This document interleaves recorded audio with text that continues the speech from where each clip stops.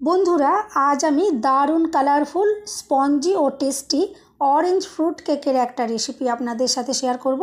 সামনেই বড়দিন আছে, এই কেকটা অন্তত একবার হলেও ট্রাই করতেই পারেন। ফ্রুট কেক ছাড়া কিন্তু বড়দিন একদমই অসম্পূর্ণ বলে মনে হয়। আর সব থেকে বড় কথা, ভীষণই কম সময়ের মধ্যে আর কম উপকরণে এই কেকটা রেডি করে নিতে পারবেন। সম্পূর্ণ ভিডিওটা দেখার অনুরোধ রইল। রেসিপিটা ভালো লাগলে লাইক, শেয়ার, কমেন্ট করতে ভুলবেন না। আর চ্যানেলটা সাবস্ক্রাইব করে আমার পাশে থাকার অনুরোধ রইল। দেখে নেওয়া যাক আমার আজকের রেসিপিটা। নমস্কার বন্ধুরা, আমি পাপড়ি পদ্মাবতী ফুড ক্রিয়েশনে আপনাদের সবাইকে স্বাগত। ফ্রুট কেক তৈরি করার জন্য আমি এখানে দুটো কমলা লেবু নিয়েছি। যেহেতু অরেঞ্জ ফ্রুট কেক, এখানে আমি একটু কমলা লেবুর ব্যবহার করব। প্রথমে লেবু দুটো আমি এভাবে কেটে নিলাম। এরপর লেবু থেকে রসটা বার করে নিতে হবে। এরপর আমি একটা জুসার নিয়ে নিয়েছি, এতে আমি রস এভাবে একটু তৈরি করে নিচ্ছি।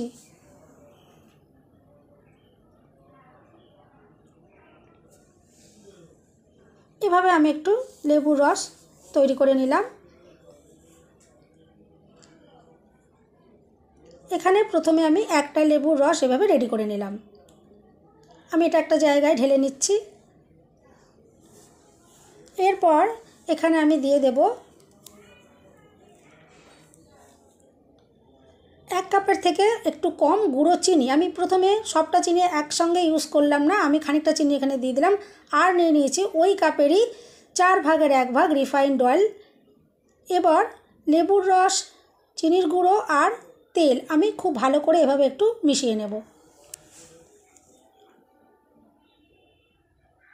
আর খুব ভালো করে এগুলো একটু মিশিয়ে নিতে হবে। কেকটা পারফেক্টভাবে তৈরি করার জন্য এই স্টেপগুলো কিন্তু অবশ্যই একটু ফলো করবেন।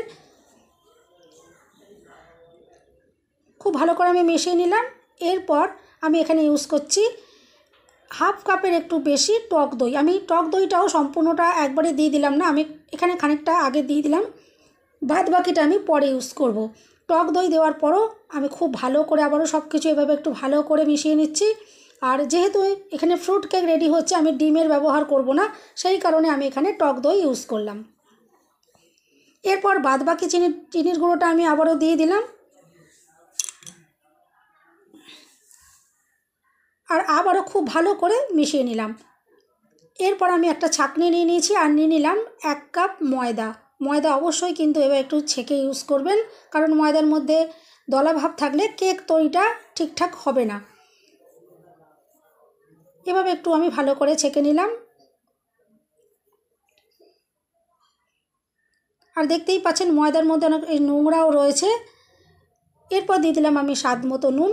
আর কেক তৈরিতে অবশ্যই একটু নুনের ব্যবহার করবেন, নুন দিলে কেক কিন্তু অনেক বেশি টেস্টি তৈরি হয়। এরপর আমি খুব ভালো করে মিশিয়ে একটা ব্যাটার রেডি করে নিচ্ছি।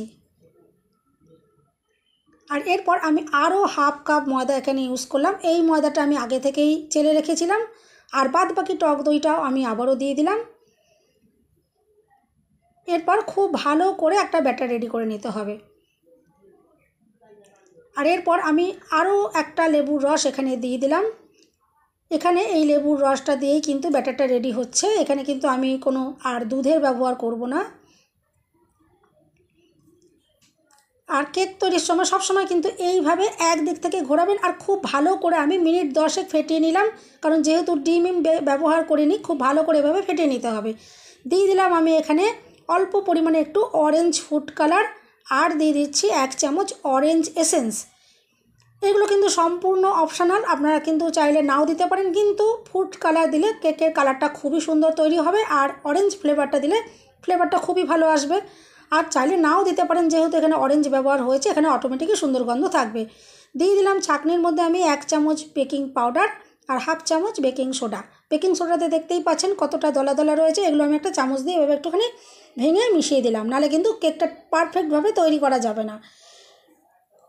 এরপর আমি এখানে দিয়ে দেবো একটু অল্প পরিমাণে একটুখানি জল, এতে বেকিং পাউডার বেকিং সোডা খুব ভালোভাবে অ্যাক্টিভ হয়ে যাবে। এরপর খুব ভালো করে আমি এবারে কিন্তু হালকা হাতে আমি এখানে কিন্তু এগুলো মিশিয়ে নিচ্ছি। ক্যামেরাতে কিন্তু একটু জোরে দেখানো রয়েছে, কারণ সময়টা বেশি, যেহেতু ভিডিওটা বড় হয়ে যাবে সেই জন্য তাড়াতাড়ি দেখাতে হচ্ছে।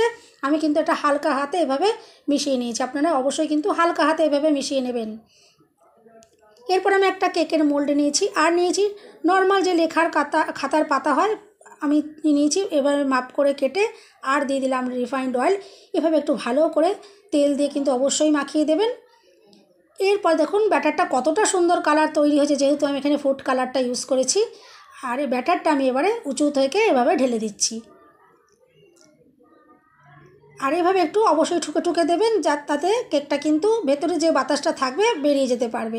এরপর আমি গামলিতে কিছুটা জল দিয়ে দিয়েছি, একটা স্ট্যান্ড দিয়ে দিয়েছি, আর স্ট্যান্ডের ওপরে আমি কেকটা এভাবে বসিয়ে দিলাম। আর ওপর থেকে এভাবে আমি টুটি ফুটি আমি এখানে দিয়ে দিচ্ছি। এরপর আমি 10 মিনিট কেকটাকে ভালো করে ভাপিয়ে নেব। আর 10 মিনিটেই আপনারা দেখতে পাবেন কেকটা কতটা সুন্দর ফুলে উঠবে। আর গ্যাসের ফ্লেম হাইতে রেখেই কিন্তু আমি 10 মিনিট এটা ফুটিয়ে নেব। দেখুন 10 মিনিট আপনারা বুঝতেই পারছেন 10 মিনিট পর কেকটা কতটা ফুলে গেছে। আর যেহেতু টুটি ফুটিগুলো ভেতর দিকে একটু চলে গেছে, আমি সেই জন্য ওপর থেকে আবারও বেশি করে একটু টুটি ফুটি দিয়ে দিলাম। এরপর আমি 40 মিনিট আবারও কেকটাকে ভাপিয়ে নেব। আর 40 মিনিট পর আমি এবারে আপনাদেরকে দেখাচ্ছি। আমি একটা কাঠি দিয়ে চেক করে দেখে নিচ্ছি, একটুকু ব্যাটার গায়ে আটকে যাচ্ছে না, একদম কাঠিটা ক্লিন বেরিয়ে এসছে। কেকটা একদম সম্পূর্ণভাবে তৈরি হয়ে গেছে। আর কেক তৈরির সময় অবশ্যই কিন্তু মাঝে মাঝে জলটা আপনারা একটু চেক করে দেখে নেবেন, কমে গেলে আবারও দিয়ে দেবেন। এরপর কেকটা আমি সম্পূর্ণ ঠান্ডা করে নিয়েছি, আর এভাবে একটু ছুরি দিয়ে একটু কেটে নিচ্ছি যাতে ডিমোল্ড করতে সুবিধে হয়। আর কেকটা দেখে বুঝতেই পারছেন কতটা সুন্দর তৈরি হয়েছে। আর যেহেতু আমি জলে ভাপিয়ে কেকটা তৈরি করেছি, সেই জন্য কিন্তু কালারটা কোনো রকমের নষ্ট হয়ে যায়নি বা লালচে হয়ে যায়নি, সুন্দর একদম অরেঞ্জের কালারটাই রয়েছে। আমি এবারে যে কাগজটা দিয়েছিলাম সেই কাগজটা দেখুন এভাবে একটু ছাড়িয়ে দিচ্ছি, কতটা সুন্দর তৈরি হয়েছে কেকটা আপনারা দেখে বুঝতেই পারবেন। রেসিপিটা ভালো লাগলে অবশ্যই কিন্তু লাইক শেয়ার কমেন্ট করতে ভুলবেন না। আর চ্যানেলটা সাবস্ক্রাইব করে অল নোটিফিকেশান অন করে রাখবেন, যাতে আমি যখনই নতুন ভিডিও আপলোড করব সঙ্গে সঙ্গে নোটিফিকেশান সবার আগে আপনার কাছে পৌঁছে যাবে। আর কেকটা দেখে বুঝতেই পারছেন কতটা স্পঞ্জি আর সফট তৈরি হয়েছে। আর এবার আমি কেটে আপনাদেরকে দেখাচ্ছি কতটা সুন্দর। এবার ছুরি দিয়ে কাটা দেখেই আপনারা বুঝতে পারছেন যে কেকটা কতটা সুন্দর স্পঞ্জি আর নরম তুলতুলে তৈরি হয়েছে। আর কালারটা তো দেখে আপনারা বুঝতেই পারছেন কতটা সুন্দর লাগছে দেখতে। দেখুন কতটা সুন্দর স্পঞ্জি আর জালিদার সফট নরম তুলতুলে তৈরি হয়েছে।